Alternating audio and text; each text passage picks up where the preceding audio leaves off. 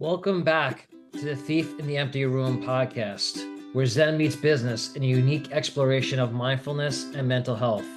Join me, your host, Craig French, as I sit down with artists, entrepreneurs, and Zen teachers to uncover the secrets of expanding creative problem solving, reducing stress, and finding balance in this fast-paced world. The name of this podcast is based off of my favorite Zen koan, which is basically a short story or fable used to teach aspiring monks and practitioners. This koan is as follows. A monk asked the master, "What concrete thing did the ancestral masters get when they obtained the peaceful state?" The master said, "It is like a thief who enters an empty room." We will contemplate this more throughout the season. Today, in episode 3, I interview Shozan Jack Haubner, who was a former failed Hollywood screenwriter turned head monk at Mount Baldy Zen Center, where I met him. He has now become a successful author on all things Zen, and he discusses a philosophy on embracing impermanence, living with intention, and finding one's purpose. I hope you enjoy. I'm super excited today to have my very dear friend, Shozan Jack Haubner, calling in from Vienna. That is not where our story started, but is where his story has picked up. Shozan, why don't you say hello to the interwebs and greet everyone out there in the world? Hello. Thanks for having me on. But, to give our viewers a little bit of a background about you and I, we've known each other for almost 8-9 years now, probably something like that. Right. And we had first met when we started going up to Mount Baldy Zen Center, and you were the head monk and Tenzo up there. Don't know how it all happened. We all clicked as a group, but I'd like to think that you and I know, you and Nina and Brad, you have a relationship with all End Ryland and, all the sort of main originals. But, you and I just clicked along the way, and we've stayed in touch, and our Zen paths have crossed many times over the years. And from those experiences, you were able to write your first book, right? Zen Confidential. That's right, yeah. Confessions of a Wayward Monk. A lot of people, I'm sure, that are interested in Zen read your book. For me personally, and for anyone who's been to Mount Baldy, it was so much more visceral and real, and I could put myself in your shoes because being there, I just felt even more connected, obviously, to you, having shared a similar experience to you, although obviously I did not live there. I've been there many times, and I think, as you know, since you've left, I've gone up myself to help out the monk who's now currently up there, who I've also become friendly with. He's asked for my help to come up when they have other groups, and he's by himself in the kitchen. So I've gone up there a number of times now, separate from the group. Mount Baldy has a very special place in my heart. I actually have rocks all around my place. Yeah, well, he gave me this idea that every time I go up there, the rocks are so special. He started this tradition of just finding a little rock, putting it in his pocket, and then he put it all around his place to kind of bring him back to Mount Baldy. I started doing it, and he also said, it'd be cool if you could look for ones that kind of look like the Buddha or like a little mountain. So anyway, Mount Baldy has a very special place, I think, in both of our hearts, and definitely is the source of our friendship. With all that being said, I don't want to babble away the podcast. This is about, you and us together collectively, but I thought it might be cool to give everyone who's either listening a little story and background about how you got to become a Zen monk living in a monastery on top of a mountain. Feel free to go as far back as you want or as recent as you want, but I'd like to hear it again as well. I mean, I know some of it from reading your books and knowing you, but it's always nice to hear it again. Yeah, I'll have to remember. Hopefully what I remember corresponds with what I wrote in my books, because it doesn't always. I mean, I was living in LA. I kind of decided to move out there after studying philosophy in college. I always wanted to be a writer, so I wanted to write screenplays. So I fell into a number of different jobs and a number of different hustles in LA, and lived in a bunch of different places. But the one kind of through line when I was going through my tumultuous 20s was Buddhism, which I discovered when I was out there. Actually driving around, listening to 90.7, and late at night, they would play these Alan Watts lectures, right? Like these old Alan Watts lectures. Now you can find them on YouTube, but at the time they were like, you can find these anywhere. So I'd be driving around at night in my little Ford Festiva looking for trouble.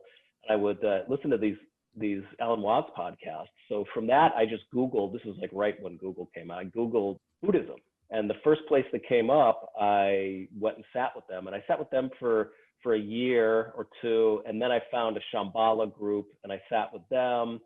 And in each of these instances, they were great introduction to practice. They helped me kind of deepen my practice, but there was always something like that clicked and I realized it was time for me to leave. Then I met my mentor, and also one of my best friends, who was a Zen monk and had a little sitting group going right on Sunset Boulevard in, was it the Tower Record? Remember Tower Records used to be right there? It's like a Trader Joe's now and maybe a movie theater. They had a little community. Isn't there a little fork in the road right there? Like yeah. I forget what's right now. There's a Trader Joe's. But there's a little community room in there. And my mentor was a Zen Buddhist monk. He'd studied at Mount Baldy for 10 years.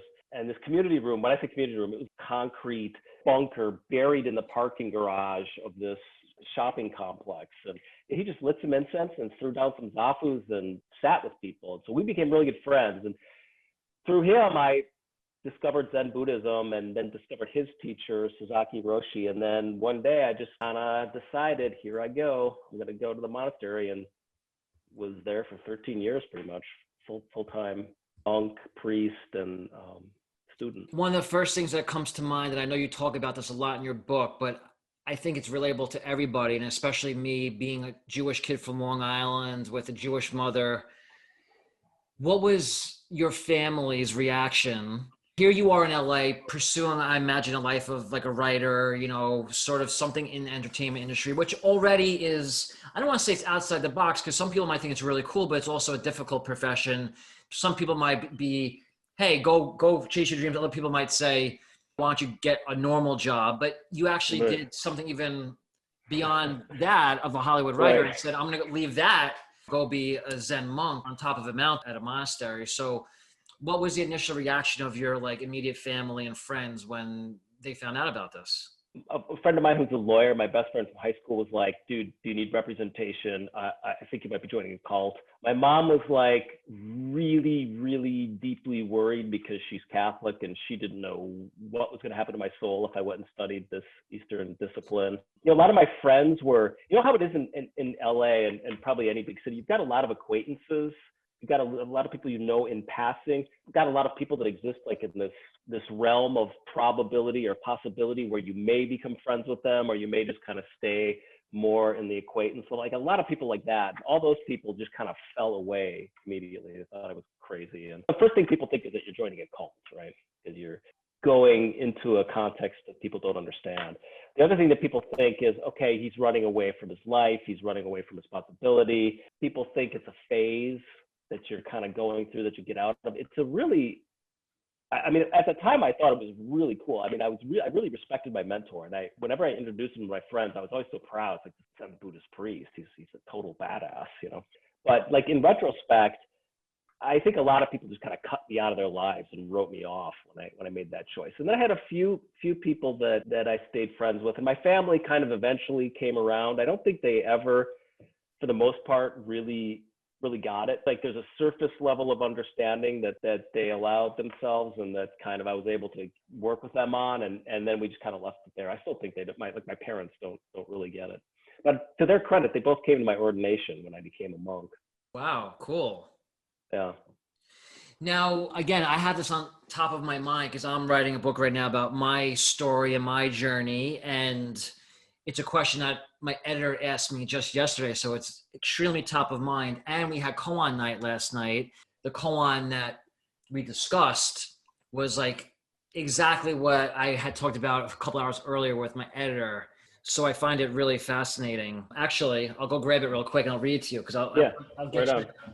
A monk asked Ryuji Kotan, what concrete thing did the ancestral masters get when they obtained the peaceful state? The master said, it is like a thief who enters an empty room. Have you heard that one? Or I haven't heard that one. I don't think I might have. It's number 96, book 2 of the Shinji Shobogenzo by Dogen, and translated by Brad Warner, my teacher's teacher, Gudo Wafo. Oh, wonderful. But the reason why I bring it up, Shozan, is because I'm realizing that with my journey, it's sort of like this koan. I'm a young kid from Mm. Long Island. I fall into lacrosse as my main sport. I go at it with like 100% focus. I go and play it in college. I have trials and tribulations along the way. It doesn't completely fulfill me. Then I get into business. I start a brand called Crooked Jaw. I get onto the pilot episode of Shark Tank. I pursue that with 100%, focus, dedication. Trials and tribulations doesn't fulfill me. And then I moved to California and LA after that experience. And I'm still in pursuit of like this carrot. And it wasn't for me until I sat Zazen for the first time in Santa Monica. John Graves, who was leading the group while Brad was living in Akron, Ohio at the time. And for me, just something clicked. The eyes open, staring at a blank white wall in complete silence and stillness. Something for me clicked. And 10 years later, I'm still practicing, going on retreats regularly, live basically like a monk. I've tried to find the middle way of living like I'm on retreat, but still being within the world, still a part of tech sales and the business world. What do you think you were searching for when you were still living in LA and you made the decision to go and live permanently or for the time being at Mount Baldy? Did you have any idea what you were searching for, what you thought you were searching for? And now, obviously, in hindsight, did you have a similar experience to me in that? Yeah, it's a good question. I mean, I don't anymore. I don't think that I knew what I was doing. Okay? At the time, I remember what I was thinking and feeling. I think I was looking for a principle to live by. So when I studied philosophy in college, I was looking for the truth. Really, I mean, it sounds so cheesy to say it, No, I but hear I it. was very in. It was very in my head. I always think about it like, okay, I have this this hardware, which is my brain, and I'm just looking for the right software to put in there. So what is it? Is it Nietzsche's notion of the aesthetic? Is it Plato's Neoplatonism and the notion of the good? What is it? What's true? Is it Thomas Aquinas, some kind of idea of God? Is it atheist? Like, what appropriately describes this insane situation that we're in? The Heideggerian thrownness, like you're just thrown into this life. And when I met my mentor, he wise and completely brilliant, and he was able to explain Buddhist philosophy, Buddhist teachings to me really clearly. And it seemed like, okay, this is the software. Like this is wise. It seems true and it feels true. And I was sort of like drunk on it. But I did my first retreat, my first Dai Session, 7-day intensive retreat. And I came off of it. It's like an otherworldly experience the first time you do it, especially if you click or get hooked on the practice. Yeah. So I think I was pursuing that. But in reality, that's, I think, just kind of the surface thing. I think maybe there's something to be said for karma, by which I don't necessarily mean I was a monk in a previous life or I should have been a monk in a previous life. That I can or wouldn't speak to. That's just not my wheelhouse. Something with my biochemistry mixed with my personal history. I can relate. You can't really explain it why we wind up in the places that we wind up. It's a really serious choice. At Mount Baldy for 10 years, and then I came down to the temple in Rinzai-ji, and I was the monk there for 3 years. So it's a serious decision, and kind of want to think that you had your motives figured out beforehand, but I don't know, intuition, I think, brought me there, kept me there maybe. And I can't help but ask you because I feel like it's just such a common human emotion to have, especially in a decision like that. How much fear did you have knowing you were leaving everything you had ever been told, everything you had ever thought you were going to do with your life, to leave all of that, including as a male, which is the elephant in the room, some form or of celibacy or removing yourself from female potential interaction like that?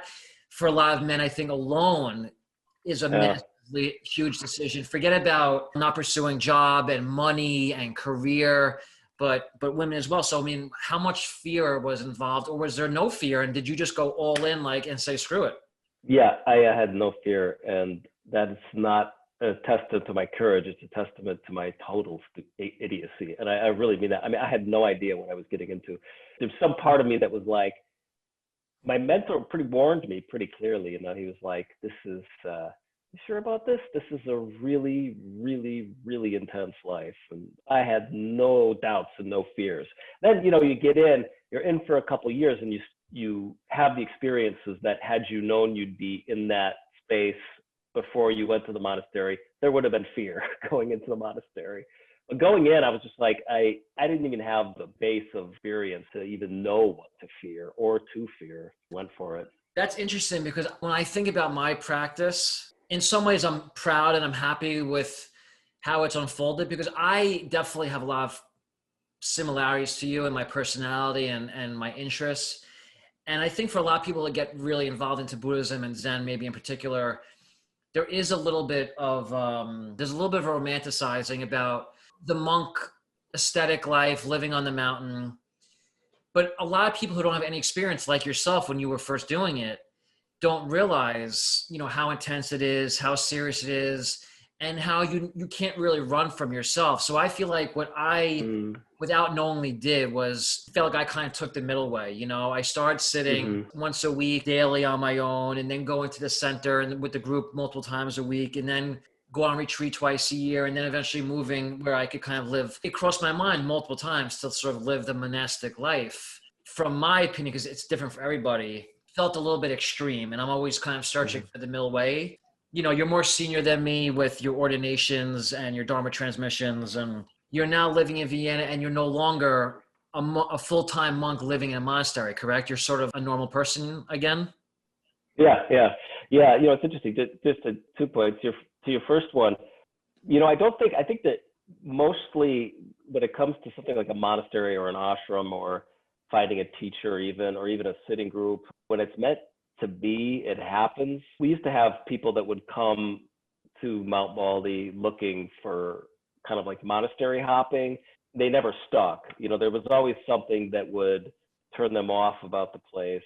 A week in, sometimes a few hours in, sometimes a month or even a year in, but sooner or later something would drive them away. But when the time is right, combination of the teacher, the practice, and the people, then there's a place for you at a monastery. But I think it's really rare, and most people don't need it, to be honest. If you've got a really strong sitting practice, I mean, that's one thing I'm realizing now, being like a lay monk. So I did the whole thing. I went through the whole thing. I was the militant monk who had every aspect of the form down cold, and there's a lot of form in Zen. I thought I would do it my whole life, but then I left that world and I'm in the world now, and it's really interesting being in the world. The world doesn't give a shit about your practice. You know, it's bigger than your practice. The world just takes your practice, puts it over its knee, and gives it a spanking every day. You know, a monastery is a sort of a special environment. It's almost artificial in the sense that you pull yourself out of worldly concerns and immerse yourself in a schedule that it's its own thing. Coming down off the mountain, just doing my own practice in the world, it's really interesting to see, okay, what I can keep, what I can throw away, what's essential. And it's so interesting now to see what's truly essential from my current perspective, what's truly essential about the practice, which is to say what's like helpful for me in the world. All of the form at Mount Baldy, all of the sort of Baroque, ornate, Rinzai Zen, Myoshinji, Kyoto style stuff that we do at Mount Baldy with all the bows, all the robes, all the ways you tie your belt, the ways you make the tea, the ways you stand, all that stuff all comes down to a few basic principles, which really is just the most basic principle of Zazen, just breathing, just sitting, just sitting. You're sitting in front of that wall, like you said, sitting in front of that blank wall and staring at it. That's really hard to do, and nobody does it totally on their own, except for maybe Bodhidharma. So we have these big Zen centers and some of these smaller groups that just like give us support, encourage, and help to just like a space to just sit there and do that. As happened for you, it's life-changing, and every day that I do it now, it's life-changing. Sometimes I don't sit. Sometimes I'll just kind of check in briefly with my breath, but that's practice. Sometimes that's all you need. That's practice too. You make me think of a story. I don't know if you read the book Diamond Cutter by Michael Roach. I don't think so. Go ahead. Yeah, there's been a little bit of controversy around him and stuff, but he wrote a book called The Diamond Cutter. to give you the quick little story, and I'm curious to get your perspective because I think there's a lot of similarities.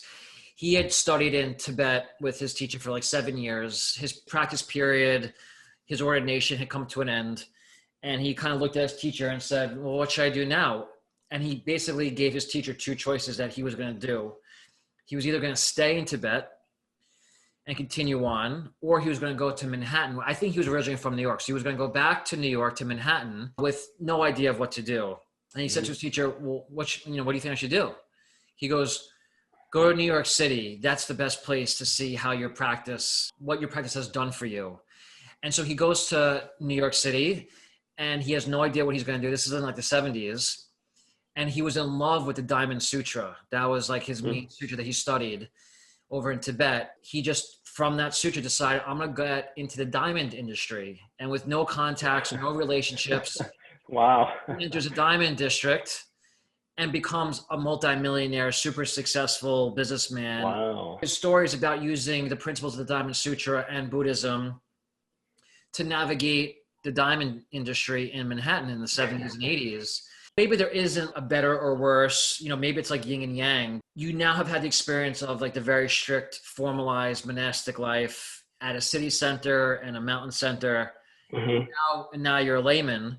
Do you have a preference now in lifestyle? They both have advantages and disadvantages, I'm sure. But if you had to rank them, maybe it's just 1A and 1B. But I mean, are you enjoying life as a normal person? Yeah. Do you miss the time in the monastery? It's interesting. Funny. One thing that occurs to me, I find like practice is not necessarily good for. So it sounds like with Michael Roach, he used the principles in practice and he applied them to the world and he became successful. Is that right? Yes. It's interesting. I tend to use the principles of practice and apply them to my life when I'm unsuccessful.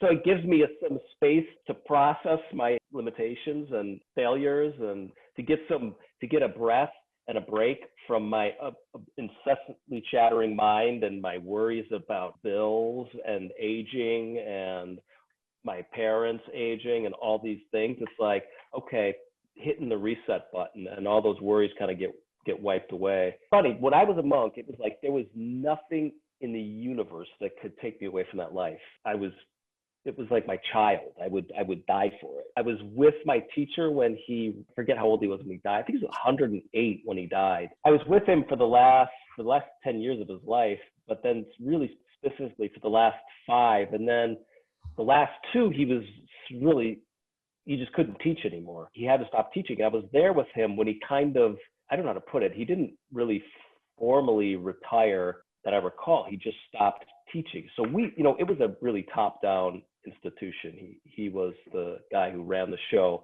In the Zen tradition, you hopefully, if you're a teacher, you pass on your, you're Roshi. You pass on you give Inca Dharma transmission to somebody, but he didn't give Dharma transmission to anybody. Suddenly the whole thing just slammed to a halt. He had this like 50-year operation with students in Austria, where I am now, and South America and Africa, and every country in the world, every state in America, there was somebody who was a student. He was so strong all these years, and he kept this operation going with such vitality.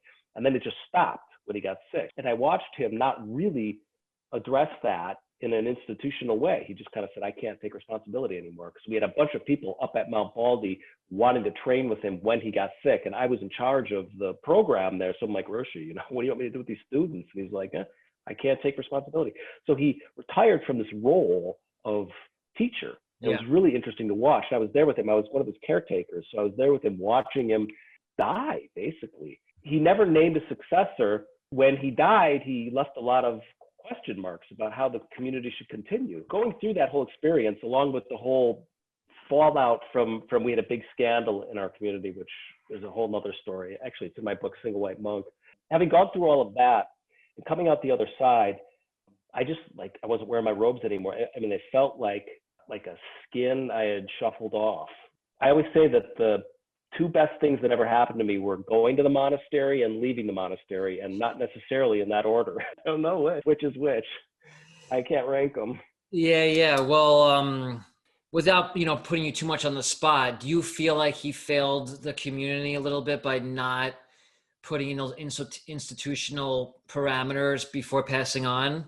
I mean, I can't say no, but like it's not my place to say yes. It's unusual. I mean, we went to Japan after he died. We met with a bunch of Roshis, and we were kind of like trying to figure out what to do.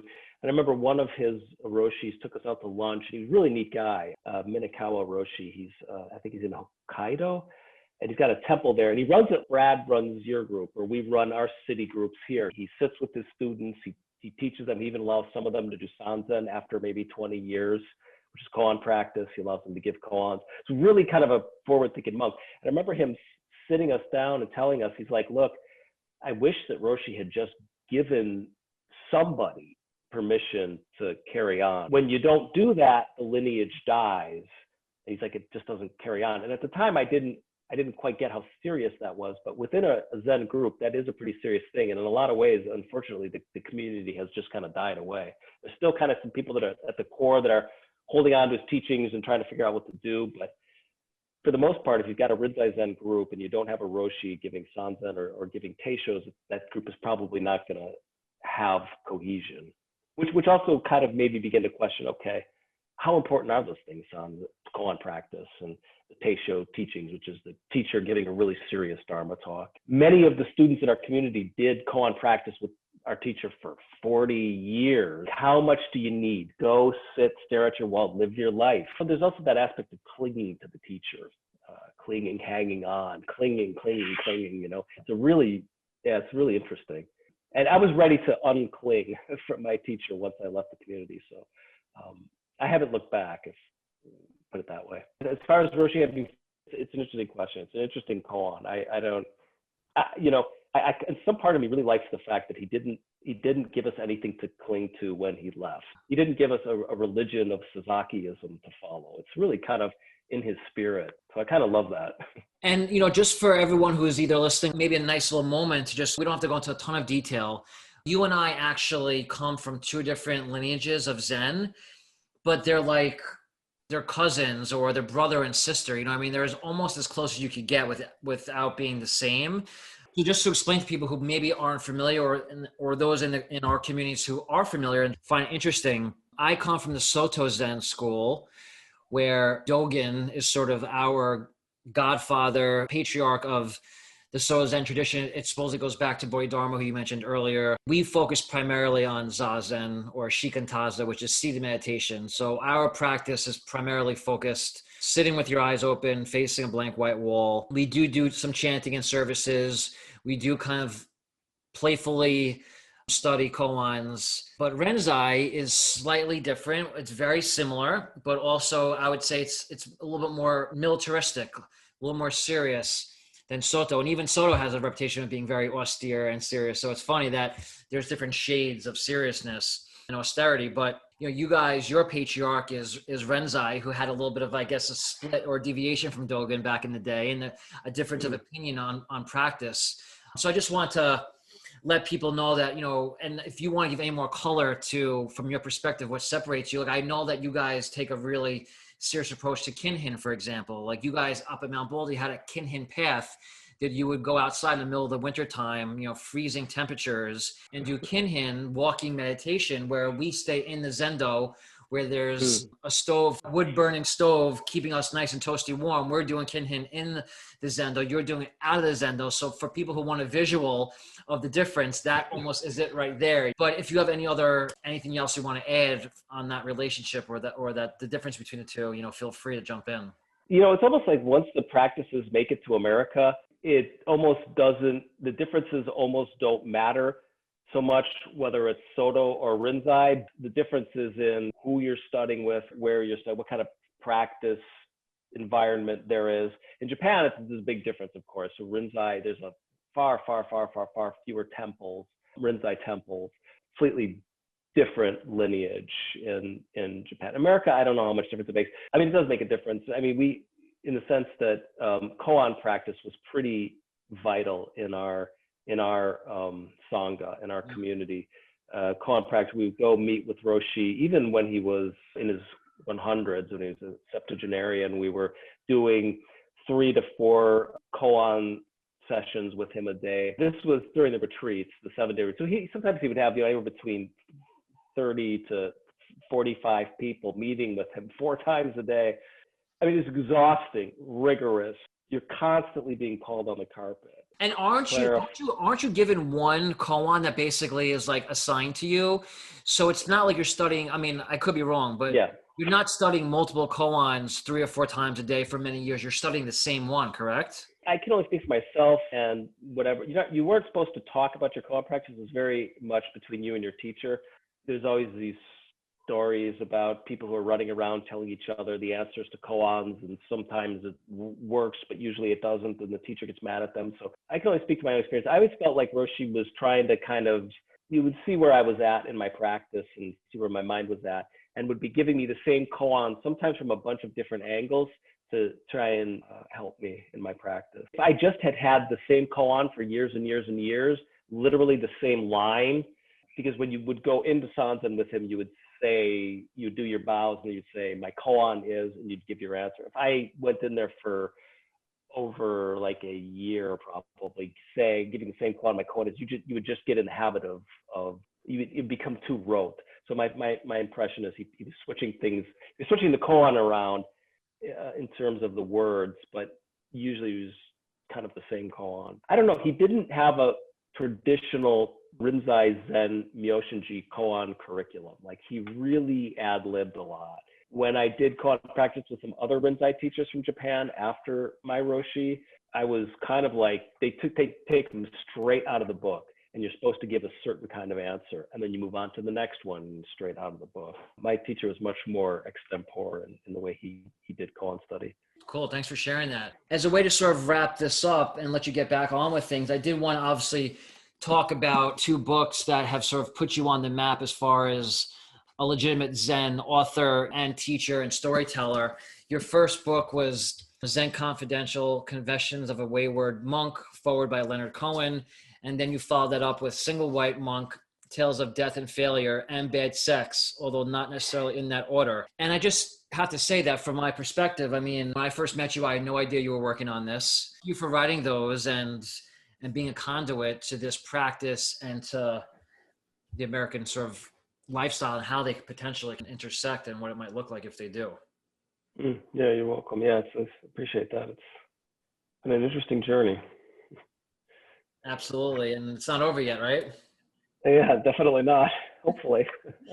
So just, to kind of wrap this up, I mean, I know that you had talked about before we started recording this, that you were thinking about coming over here, but what is, your plan right now? What's the short-term or, long-term plan at the moment? Are you working on another book? What can we expect? How can we find you on social interwebs? I'm working on a book now. It's fiction. And it's been an interesting journey. I'm learning how to write a novel as I'm writing a novel. So that's what I've been working on for the last few years. I've got some nonfiction stuff up on Medium. People can look there. I'm thinking about, I've been thinking about I'm going to, but I just haven't gotten it off the ground yet, getting a website going and getting kind of a blog going and maybe getting a Patreon thing going and maybe doing some talks on there and that whole thing. For now, my nonfiction stuff that I'm working on is on Medium. I'm working on some ideas for a nonfiction book, another Zen book. There'll be another book at some point. There'll be a book about leaving the monastery and what that was like and what it's like to live and practice in the world, and a little bit some of the things that we talked about today. And I'm curious, without getting too personal, because Single White Monk touches on this and I'm fascinated by it. Are you currently in a relationship right now, or are you single? Yeah, no, I am not a single white monk anymore.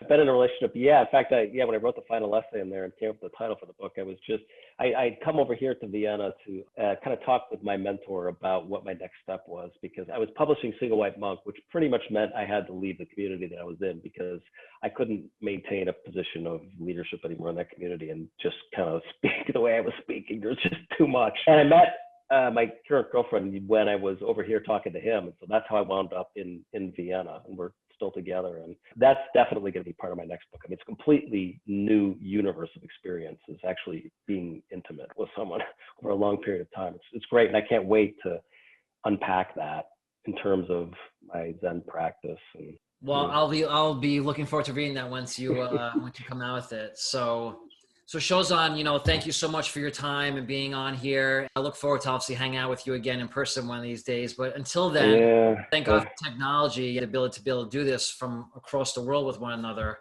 Thank you again, my friend, for everything and, for this time today. Good luck to yourself and stay safe out there.